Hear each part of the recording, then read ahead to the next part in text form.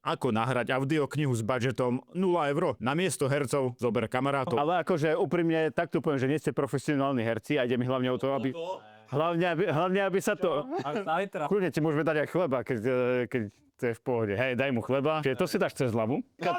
A Niekedy rozmýšľam, prečo so s tebou kamarátim. tu už asi rozmýšľate, prečo cez ľudí prehadzujem deku. Hlavný dôvod je ten, že to tlmí zvuk a keď som nahrával hlasy na rôznych miestach, bol to asi najlepší spôsob, ako zabezpečiť, aby zneli aspoň približne rovnako, aj keď... Ale je celkom teplo. Už sa zadusím o chvíľočku. Tak ako pri mori. Vlhko, teplo, má zapasonka. No čo mi nedoplo, ľudia pod dekou neuvidia na písmenka, takže moji herci si držali papiere s textom, svietili lampičkou a Martin si pritom ešte aj zajedal chleba, nevadí. Vike som pred rande povedal, nech si oblečie šaty, urobí vlasy a potom som ju zobral sem a dal na hlavu čelovku. No ale napriek tomu to dopadlo celkom dobre a prvé 2 kapitoly sú hotové, môžete si ich vypočuť.